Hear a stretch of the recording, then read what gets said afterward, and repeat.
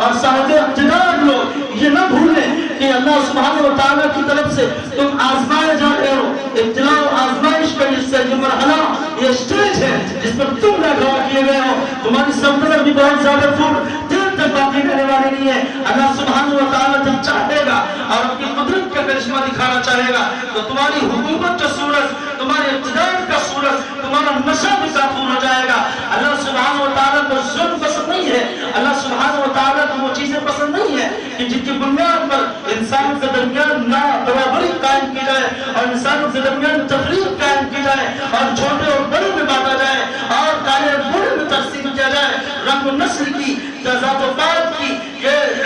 تھیمیاں ان کو اللہ سبحانہ و تعالیٰ نے اسلام نے پیش کیا تھا. اللہ کے نبی صلی اللہ علیہ وسلم نے فرمایا تھا زبان کی بنیاد پر اور رنگ کی بنیاد پر اور تمہاری تعلیم کی بنیاد پر اور تمہاری ٹرائبس کی بنیاد پر، قبائل کی بنیاد پر تمہارے درمیان تفریق نہیں پیدا کی جائے گی کہ تم اگر چھوٹی کاسٹ کے ہوگے تو انصاف سے محروم رہو گے اور عدل و انصاف سے محروم رہو گے اور تعلیم تمہارا بنیادی حق نہیں ہوگا. اگر تم اونچی برادری سے تعلق رکھو گے تو شاہانہ خاندان کے ہونے کے نتیجے میں تعلیم تمہارا حق ہوگا، آزادی تمہارا حق ہوگا اور فریڈم تمہارا رائٹ ہوگا. اللہ سبحانہ و تعالیٰ نے انسانیت کے درمیان اس طرح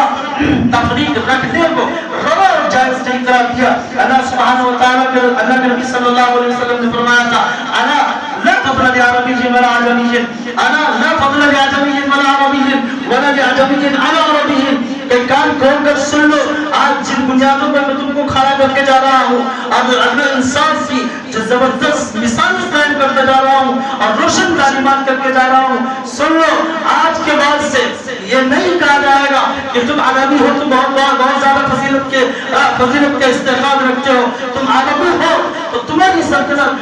تمہاری بادشاہی اور تمہارا اقتدار رہے گا. عجمی پر تم کو فضیلت رہے گی. اللہ سبحانہ و تعالیٰ نے اللہ کے نبی صلی اللہ علیہ وسلم کی زبان نبوت ترجمان سے یہ حقائق نکلوائے اور یہ زبردست فیکٹس نکلوائے جن کی بنیاد پر مسلمان یہ مانتے ہیں کہ ہمارے درمیان ہمیں معزز اور موسٹ آنریبل وہ شخص ہے جو تقوی میں بڑا ہوا ہو، جو تہذیب میں بڑا ہوا ہو، جو شرافت میں بڑا ہوا ہو. اور بنیاد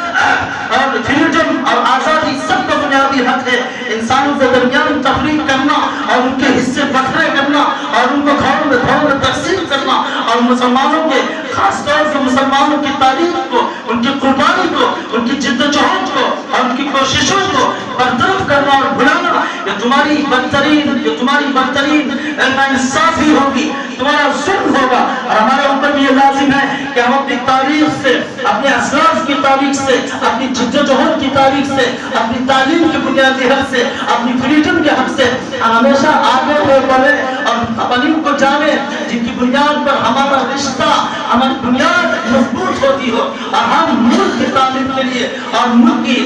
تشکیل میں اور ملک کی سالمیت کے لیے اور ملک کے امن و امان کو باقی رکھنے کے لیے ہم پھر سے انہی بنیادوں پر جو عدل انصاف کی بنیادیں ہیں، جو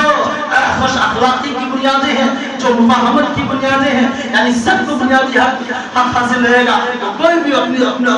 کسی بھی دین کا ماننے والا ہو، کسی بھی مذہب پر چلنے والا ہو، اللہ کے نبی صلی اللہ علیہ وسلم اگر چاہے تھے اور اسلام یہ چاہے تھا اور علماء یہ چاہے تھے اور دور کے سلاطین اور بڑے بڑے بادشاہ اگر یہ چاہے تھے تو بزور اور تلوار کی نوک پر بہت سارے لوگ کو مسلمان کر لیتے. لیکن اللہ سبحانہ و تعالیٰ کا یہ اصول ان کے سامنے تھا کہ ولولا دفع اللہ الناس بعضهم ببعض لفسدت الارض ولكن الله ذو فضل على العالمين. یعنی اگر اللہ سبحانہ و تعالیٰ نے تمہیں اقتدار دیا ہے اور کوئی تمہارے دین کو ماننا نہیں چاہتا ہے تو تم جبری بنیادوں پر زبردستی عنوتاً ان پر اسلام سے مسلط نہیں کر سکتے ہو. ان کے جو اس کے کچھ قوانین ہیں، اس کے کچھ